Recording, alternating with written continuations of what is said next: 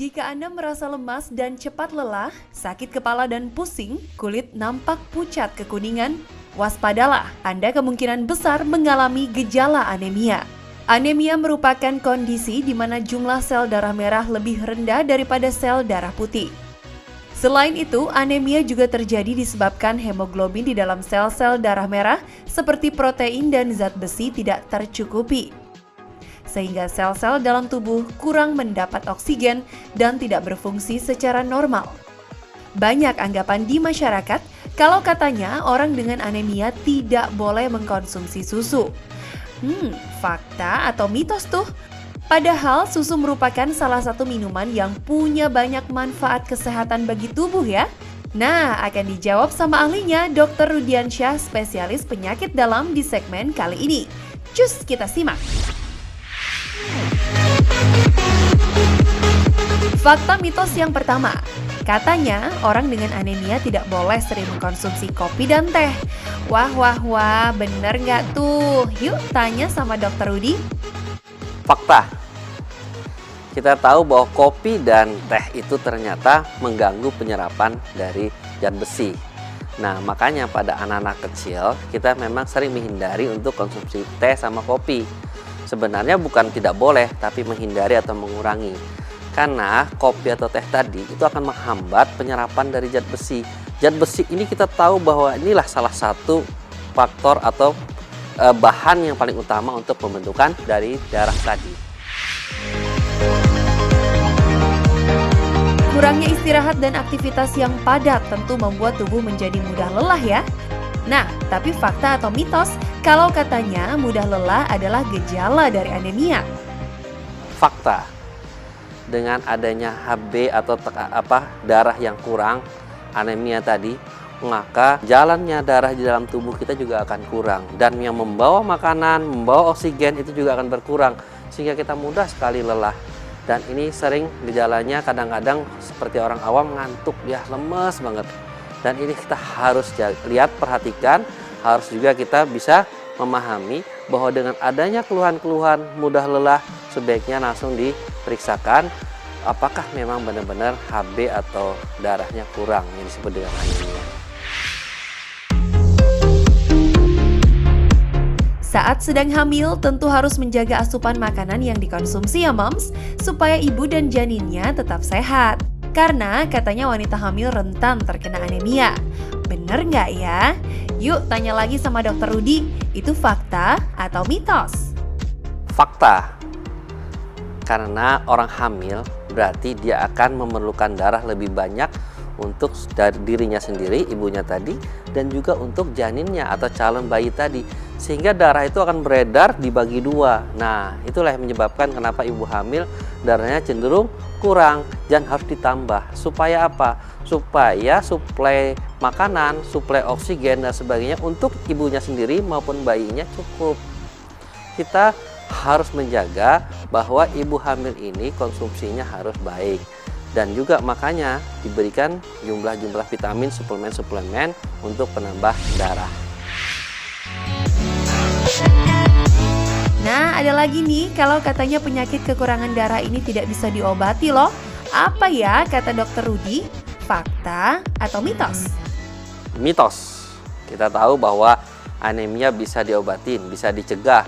Dan salah satu apabila memang sangat berat, mau tidak mau harus diganti dengan darah baru, yaitu transfusi. Nah, untuk itu bagi mereka-mereka yang punya resiko terjadi anemia, makan yang bergizi, yang banyak mengandung zat-zat yang bisa membentuk darah, misalnya zat besi. Dan juga menjaga atau mencegah apabila terjadi misalnya perdarahan banyak atau menstruasi yang banyak, itu harus diganti dengan darah yang baru dengan cara konsumsi-konsumsi tadi.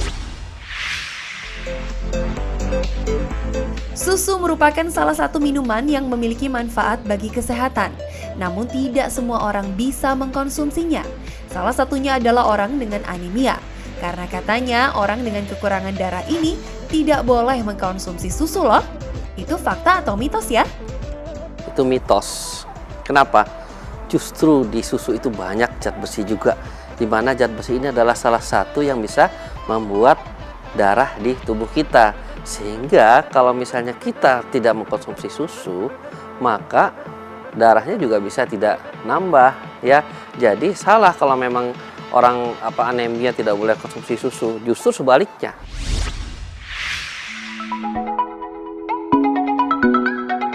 Fakta atau mitos ya, kalau katanya anemia hanya diderita oleh wanita saja? Wah, wah, wah, beruntung ya para pria yang tidak bisa terkena anemia.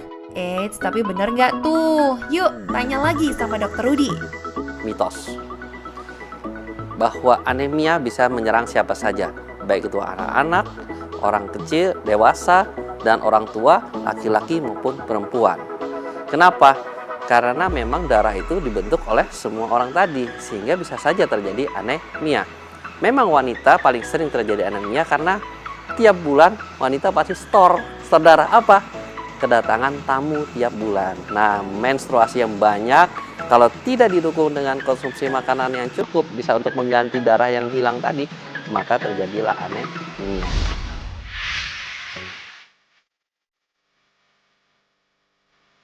Kekurangan darah dapat terjadi pada siapa saja, tua, muda, wanita, dan juga pria. Jika tidak ditangani dengan cepat, anemia dapat menyebabkan kematian. Itu fakta atau mitos ya? Fakta, dengannya HB yang rendah, maka gampang sekali orang itu tersebut menjadi sakit berat.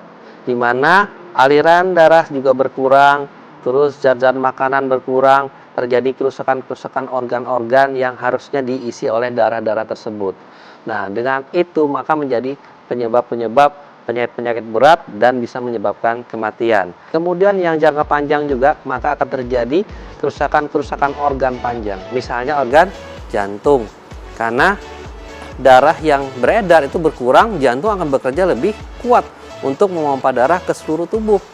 Otomatis jantungnya akan lama-lama kelelahan, terjadilah kelemahan jantung karena akibat anemia tadi. Dan ini salah satunya terus-menerus komplikasi-komplikasi akan terjadi kematian. Nah, bagi Anda yang menderita anemia, yuk simak dulu tips berikut ini. Ya, jadi kita tahu bahwa anemia itu berbahaya juga kalau kita tidak jaga. Nah, tips di sini adalah bagaimana kita mencegah supaya tidak terjadi anemia. Untuk perempuan, kita tahu bahwa dia sering terjadi menstruasi. Nah, dengan menstruasi itu pasti akan darah banyak yang keluar. Tubuh akan mengganti darah tersebut dengan darah yang baru. Nah, untuk itu, apabila tubuh kita kurang cepat mengganti, maka terjadilah anemia. Tips-tips bagaimana caranya supaya kita bisa anemia tadi teratasi. Satu adalah apabila anemia berat, maka mau tidak mau harus ditambah darah. Ini sudah harus. Kenapa? Karena akan menyerang komplikasi-komplikasi lain seperti jantung misalnya. Itu yang paling berat. Ya, yang kedua adalah bagaimana kita mengkonsumsi zat-zat makanan yang bisa membantu pembentukan sel darah merah. Misalnya yang mengandung zat besi tinggi. Contoh zat besi yang tinggi ada di beberapa jenis makanan seperti kacang-kacangan, kemudian juga daging, kemudian hati, telur. Nah, untuk itu bagi mereka yang memang HB-nya sudah cenderung rendah atau turun, boleh mengkonsumsi itu asal tidak ada pantangannya. Misalnya dengan kolesterol tinggi, maka harus hati-hati. Nah, kemudian juga dengan orang-orang yang sakit ginjal, itu juga harus hati-hati konsumsi ini. Karena memang orang sakit ginjal pasti terjadi anemia. Dan yang ketiga adalah jagalah kalau misalnya ada kondisi-kondisi perdarahan, segera langsung diatasi. Bagaimana? Sudah jelas kan informasi yang disampaikan? Semoga bermanfaat ya. Dan jangan lupa untuk rutin mengkonsumsi air putih dan juga vitamin supaya tubuh tetap fit.